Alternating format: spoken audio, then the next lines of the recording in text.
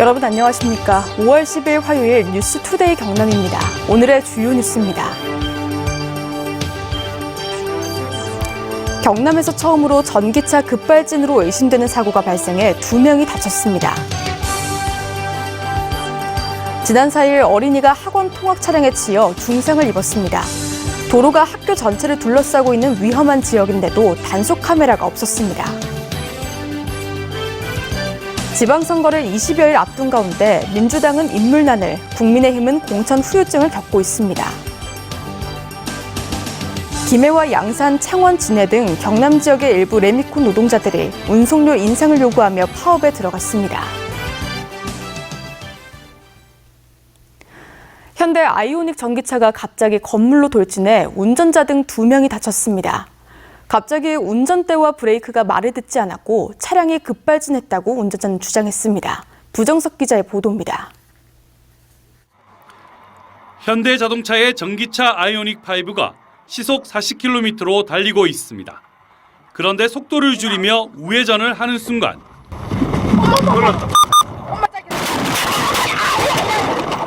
갑자기 속도를 감당하지 못한 차는 중앙분리 유도봉위를 달리다 옆 건물과 충돌한 뒤 뒤집혔습니다. 급발진부터 충돌까지는 4초 안팎. 거리는 30여 미터 정도지만 충격으로 건물벽이 모두 무너졌습니다. 차량에 타고 있던 60대 운전자와 부인은 다행히 가벼운 부상만 입었습니다. 운전자는 사고 직전 핸들과 브레이크가 작동하지 않았고 차량이 급발진했다고 밝혔습니다.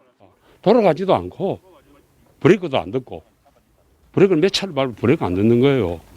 부딪히고 난 뒤에야 차가 선 겁니다. 사고 차량은 21년식 현대 아이오닉 5 차량으로 경찰은 사고 기록 장치와 블랙박스를 확보해 조사하고 있습니다. 주행 정보와 사고 상황에 관련된 영상 정보가 저장되어 있습니다. 이 EDR을 바탕으로 해가지고 경남경찰청에서 자체적으로 10일 정도면 어느 정도 분석이 마감될 거로 생각하고, 지난해 6월 전북 익산에서도 급발진으로 추정되는 신고 사례가 있었는데 국토부는 5개월 뒤 2016년부터 2019년 4월 사이 생산된 아이오닉 차량을 리콜 조치했습니다. 차량의 소프트웨어 결함으로 갑자기 속도가 높아지거나 가속 페달에서 바를 때도 속력이 증가하는 등 사고 위험이 있었기 때문입니다. 현대자동차 측은 사고 차량이 리콜 대상이 아니었다면서 경찰 조사 결과를 지켜본 뒤 관련 조치를 취하겠다고 밝혔습니다. MBC 뉴스 부정석입니다. 이런 사고는 언제쯤 없어질까요? 초등학교 앞 어린이 보호구역에서 신호도 무시한 채 건널목을 건너던 학원 차량에 8살 아이가 치였습니다. 이 아이는 여전히 위중한 상태인데요. 사고 위험이 큰 곳이지만 과속과 신호 위반을 단속할 카메라는 한 대도 없었습니다. 서윤식 기자의 보도입니다. 한 초등학교 주변 어린이 보호구역. 횡단보도를 건너던 8살 어린이가 학원 통학차에 치였습니다. 학원차가 횡단보도에서 보행 신호를 무시하고 출발하다 사고를 낸 겁니다. 오른쪽 앞범퍼에 부딪혀 쓰러진 이 어린이는 차량 하부에 매달려 100여 미터를 끌려가다 이곳으로 튕겨나갔습니다. 머리와 온몸을 크게 다친 어린이는 주민들의 신고로 병원에 옮겨졌지만 아직도 위중한 상황입니다. 애가 눈만 좀 뜨고 있었고 자꾸 의식을 잃으려고 해가지고 저희는 이제 계속 좀 자지 마라 이렇게 했었고 손톱은 다 이렇게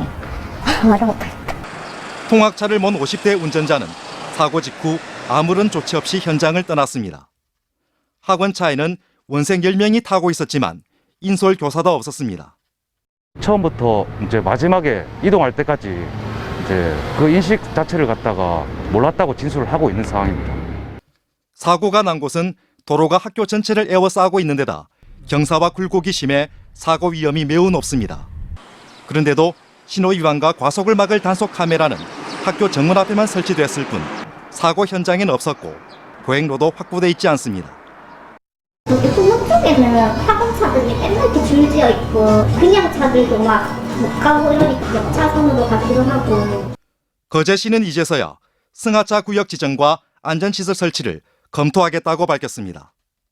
경찰은 운전자와 학원 운영자에 대해 민식이법은 물론 인솔교사 동승을 의무화한 세리미법까지 적용할 것을 검토하고 있습니다. MBC 뉴스 선식입니다.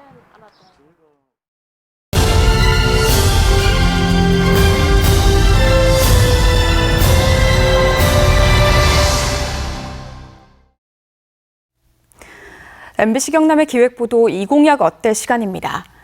지방선거가 20여일 앞으로 다가오면서 각계각층에선 자신들의 목소리를 담은 정책들을 제안하고 있습니다. 어제만 3곳에서 정책 관련 기자회견이 있었는데요. 신은정 기자가 그 현장을 담아왔습니다.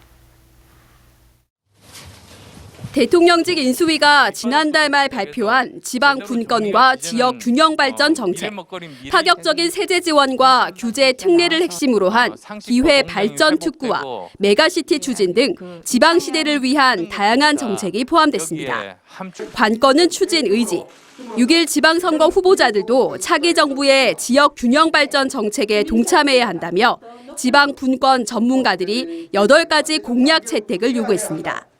부울경 메가시티와 같은 초강력 지역 정부를 설치하여 분산 균형과 다극 성장의 거점으로 거듭나야 한다.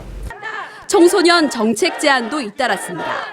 청소년 지도자들이 청소년 능력 개발을 위한 수당 지급과 학교에 다니지 않는 학교 밖 청소년 지원 등 12대 정책 과제를 제안한 겁니다.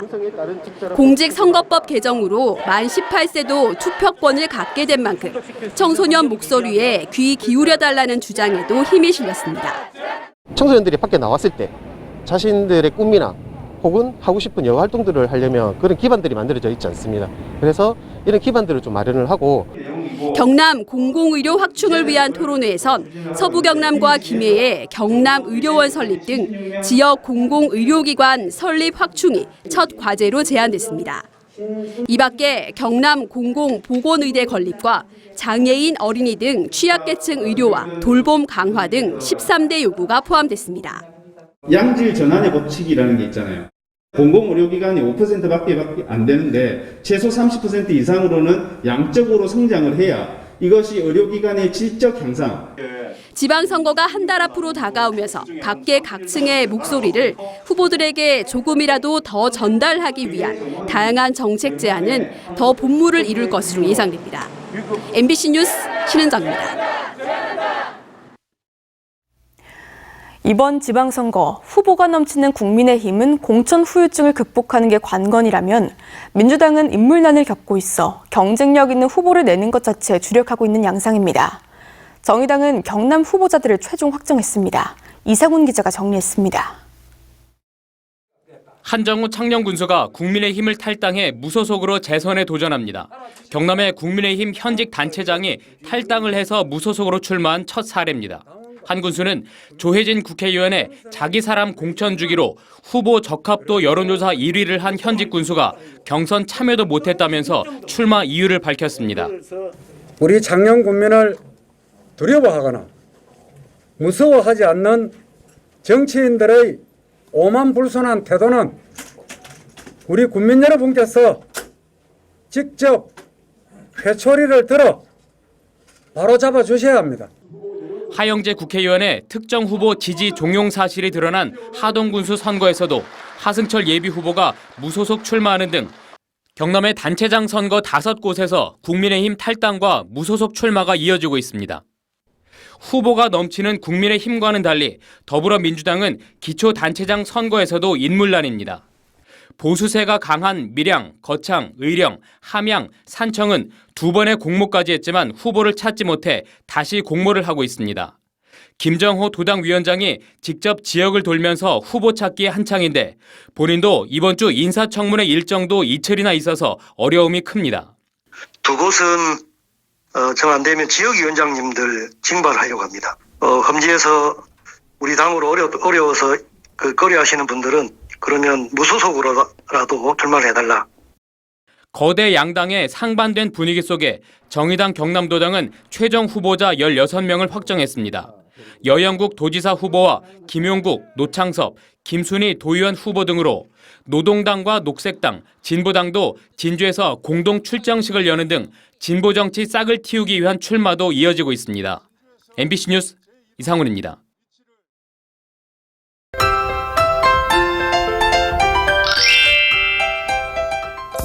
입고 벗기 쉬운 외투가 필수인 요즘입니다. 아침과 저녁으로는 쌀쌀하지만 낮에는 햇볕이 들면서 포근하겠는데요.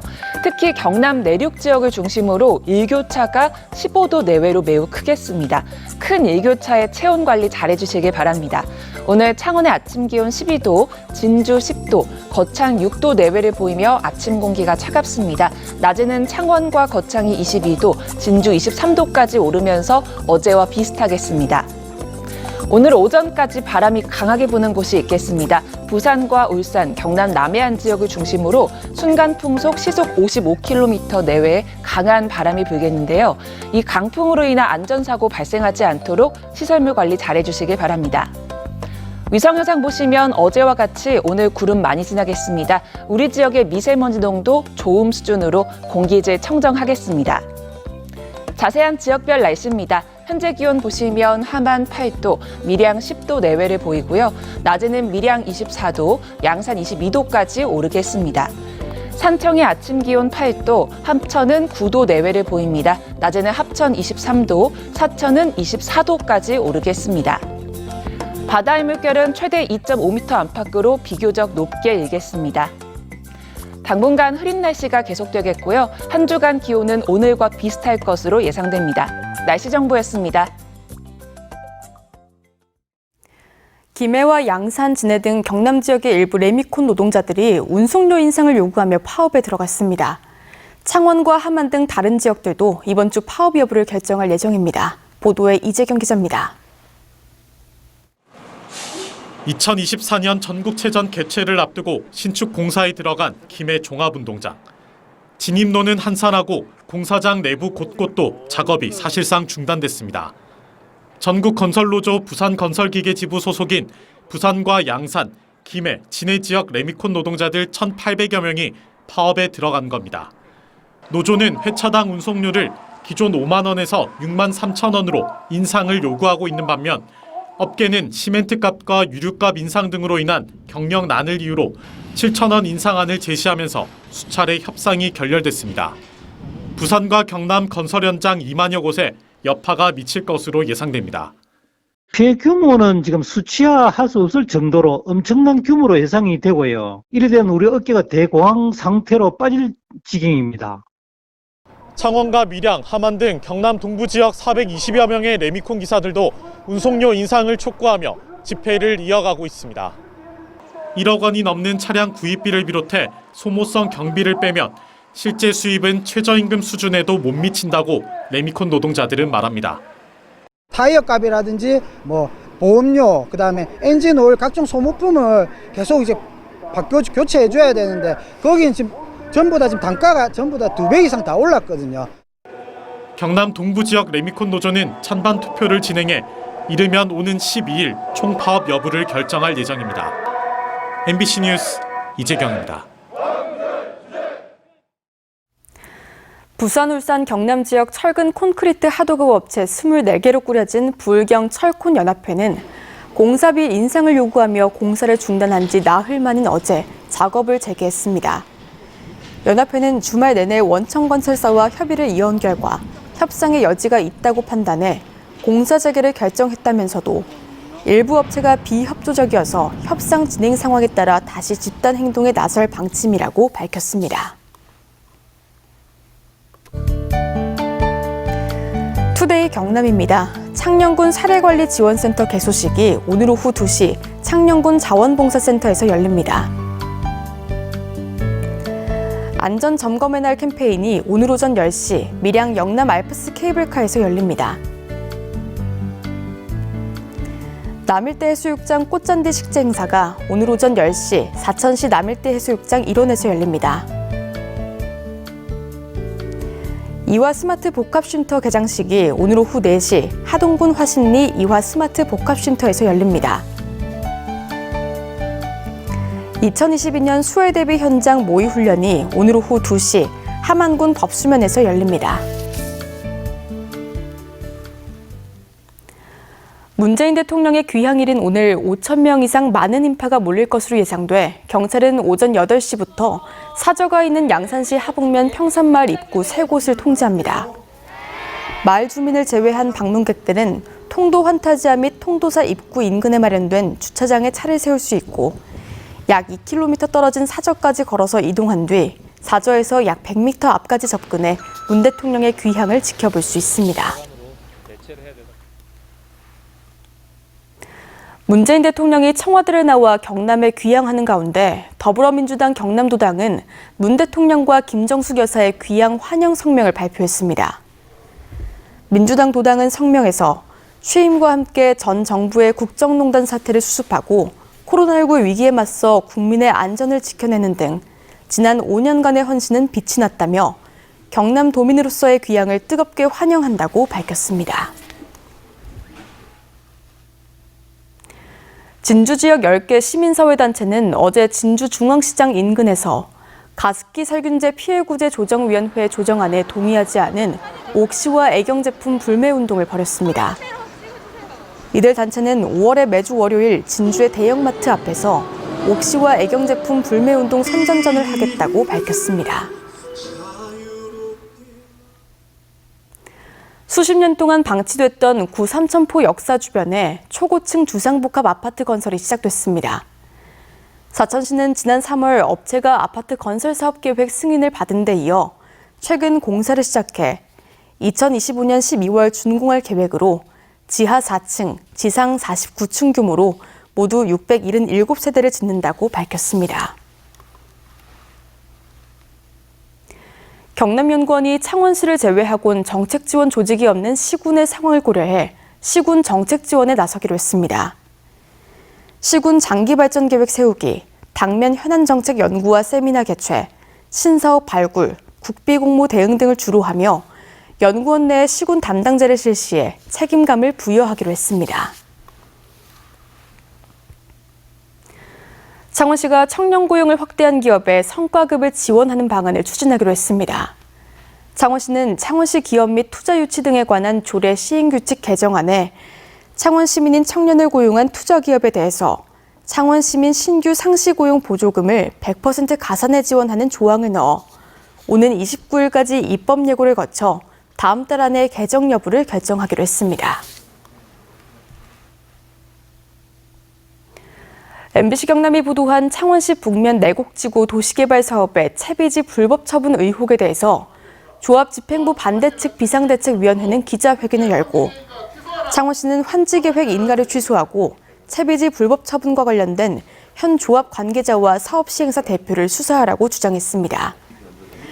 이에 대해 창원시는 채비지 사전매매 약정과 담보대출이 채비지 불법 처분에 해당하는지 법률 검토를 요청했고 조합 측에 환지 예정지 지정 정지 행정 처분을 통보했다고 밝혔습니다. 김해 씨는 코로나19 때문에 2년 동안 중단한 외국인 노동자 진료소의 운영을 지난 8일부터 시작했다고 밝혔습니다. 외국인들이 많이 오가는 김해시 서상동에 있는 진료소는 매주 일요일 오후 1시부터 4시까지 의사 1명이 자원봉사로 무상진료하고 약을 처방합니다. 내과, 산부인과, 소아청소년과, 안과 의사 등이 매주 순환 근무를 합니다. 경상남도는 명품 한우 육성을 위해서 올해 한우 개량과 품질 고급화에 34억여 원을 투입하기로 했습니다. 13억여 원을 투입해 한우 등록 심사비와 우량함수 생산 장려금, 한우 유전체 정보 분석 지원 사업을 추진하며 우수 형질 여부를 판별하기 위해서 한우털 유전체 정보를 분석하는 맞춤형 개량 사업도 시범 추진하기로 했습니다. 어제부터 25일까지 거제와 부산을 잇는 거가대로 일부 구간에서 긴급재해 복구 공사를 진행해 차량 통행을 제한합니다. 경상남도 도로관리사업소는 이 기간 동안 대금교차로에서 외포교차로 4.3km 구간의 거제 방향 통행을 제한한다며 거가대로 이용 차량은 옥포대청로 쪽으로 우회해 줄 것을 당부했습니다.